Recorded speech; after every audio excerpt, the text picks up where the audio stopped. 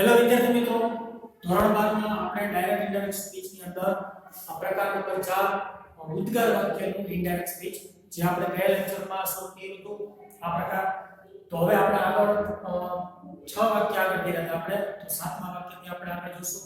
થોડાક વાક્ય આપણે ગયા ક્રેડિટમાં કીધું હતું કે થોડાક વાક્યો અઘરા છે કારણ કે પ્રોસિજર શરૂઆત થોડી લાંબી છે.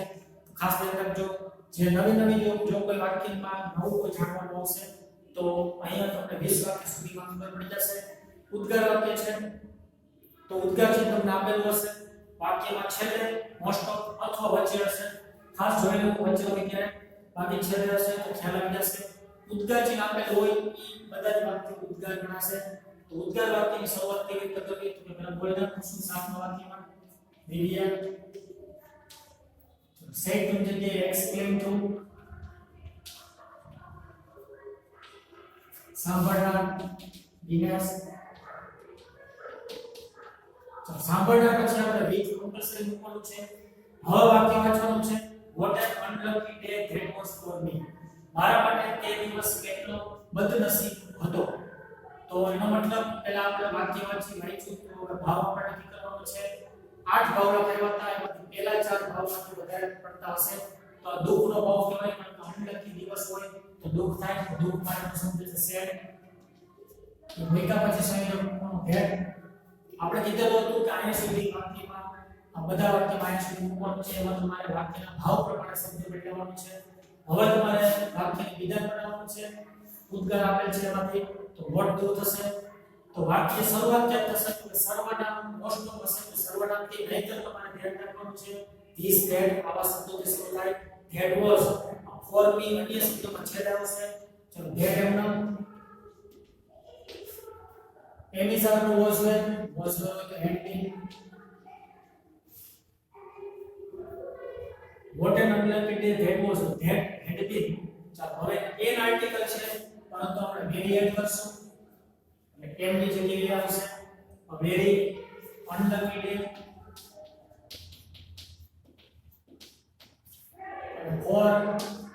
ફોર પછી મી સર્વનામ બદલશે. મી એટલે દિવ્ય પ્રમાણે ભરાવશે.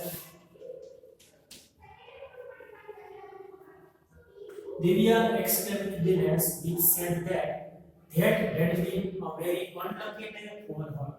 આ રીતે થશે. અન્ય શબ્દો અમુક વાક્યમાં હશે, બાકી બધા નથી.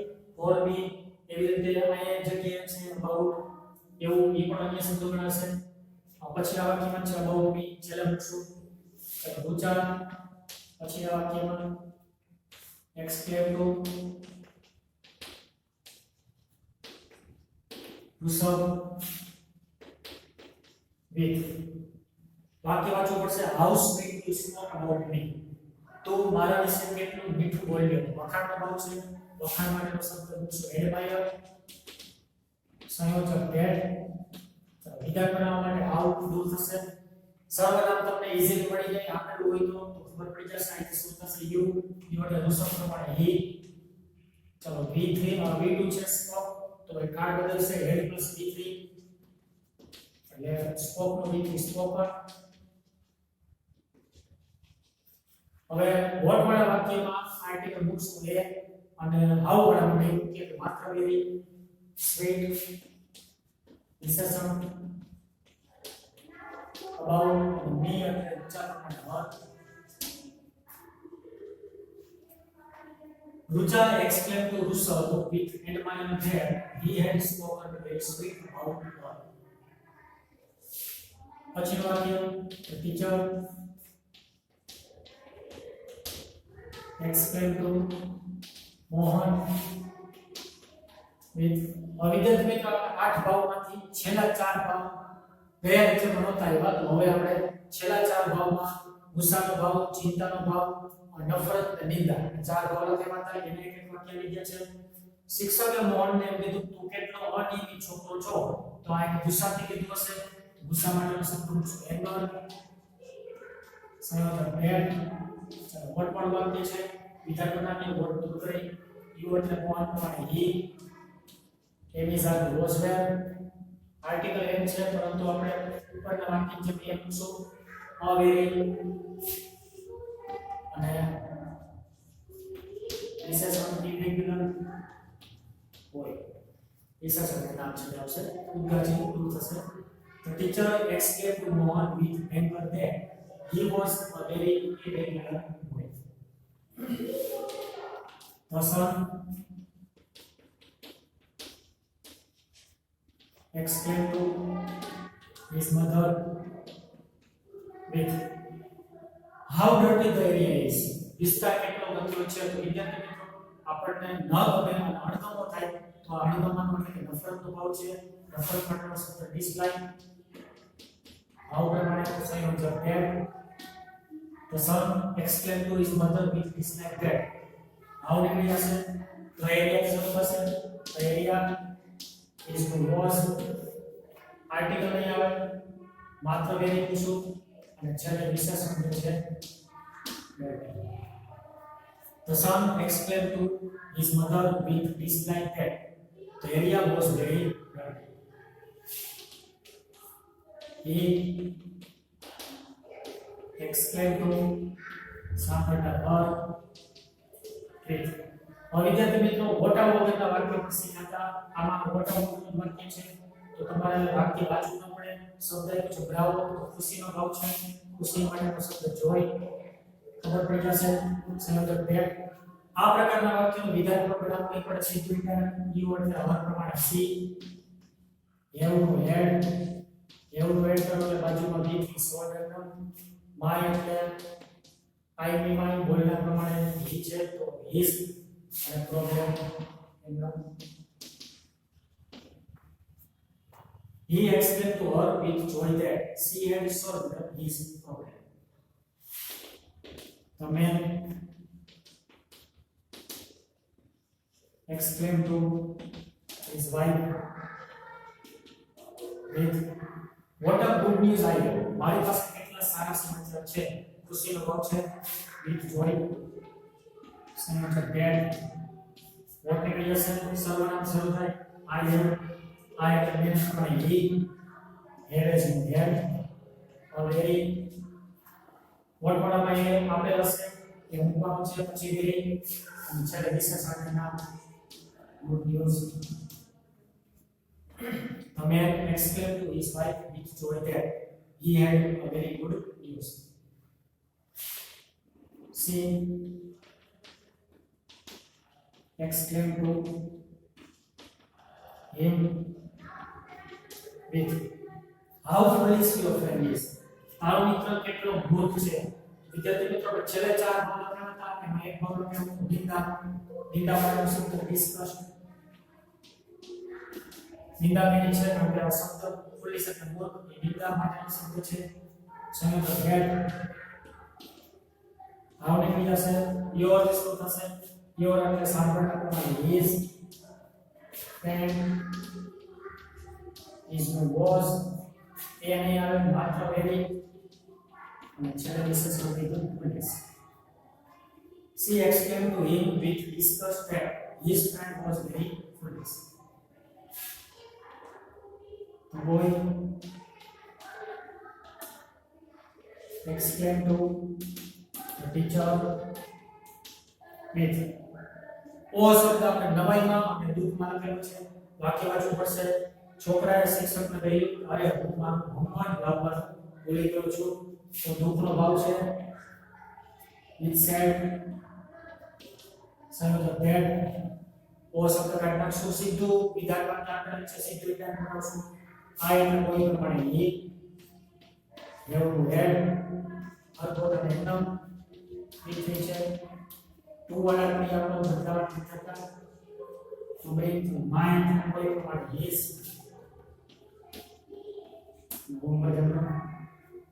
The boy explained to the teacher which said that he had forgotten to bring his homework. Father explained to me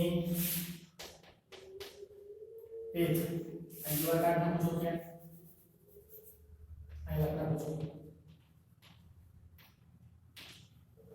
Father explained to me with what a clever boy you are. તો કેટલો હોશિયાર છોકરો છો. વખાણ કર્યા છે. વખાણ માટેનો શબ્દ એડમાયર. સંયોજક that.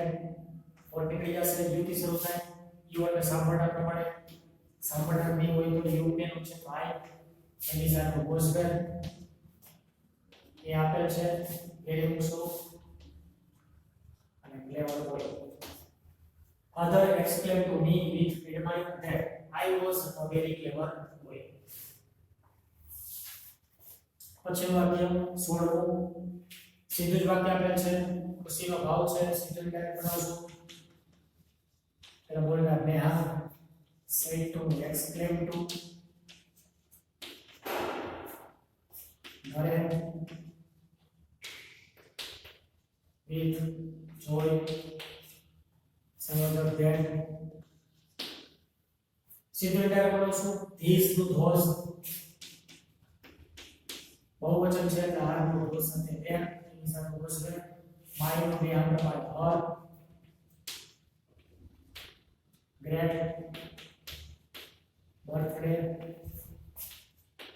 It's Neha exclaimed to Naren with joy that those were for great birthday gifts.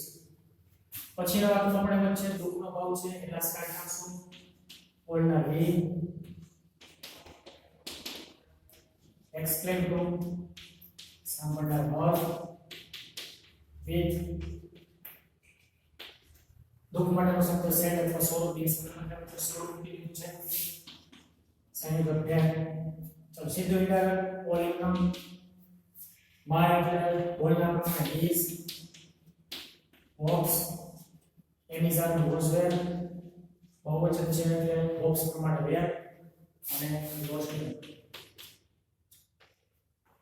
He exclaimed to her with sorrow that all his hopes were lost. અઢારમું વાક્ય બોલનાર આઈ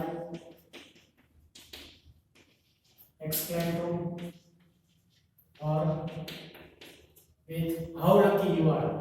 વાક્ય વાંચવું પડશે તો તું કેટલી નસીબદાર છો વખાણ કરો છો વખાણ માટેનો શબ્દ પ્રેઝ અથવા admire sign of that how નીકળી જશે યુ એટલે પેલું યુ સાંભળના પ્રમાણે સી એની સાથે વોઝ વેર આર્ટિકલ વગર પેરી મૂકશું અને લખીએ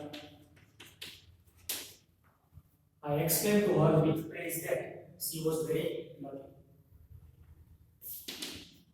The child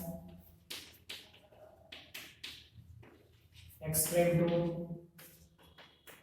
his mother with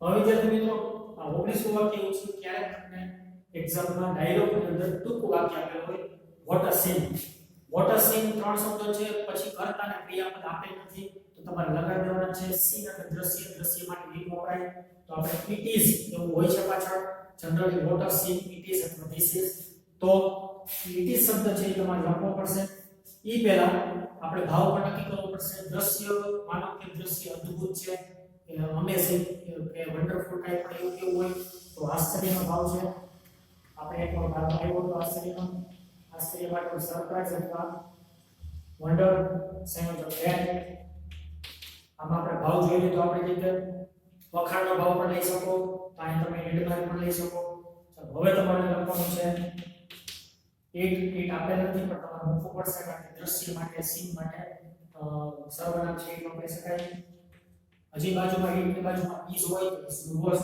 આ બે શબ્દ તમારે ફિક્સ મૂકી દેવાના આપેલ ન હોય ત્યારે હવે તમારે આર્ટિકલ આપેલ છે પછી વેરી તો મૂકશું ઇટ વોઝ ઓલરેડી હવે તમારે વન્ડરફુલ અથવા અમેઝિંગ લખી શકો અને છેલ્લે scene The child exclaimed to his mother with surprise that it was a very amazing scene. તો વિદ્યાર્થી મિત્રો આવા વાક્ય ખાસ ધ્યાન રાખવું સંયોજક ક્રિયા પછી તમારે it was ઉમેરી દેવું અને વિશેષણ પણ તમારે અમેઝિંગ વન્ડરફુલ બ્યુટીફુલ કાંઈ પણ તમે લખી શકશો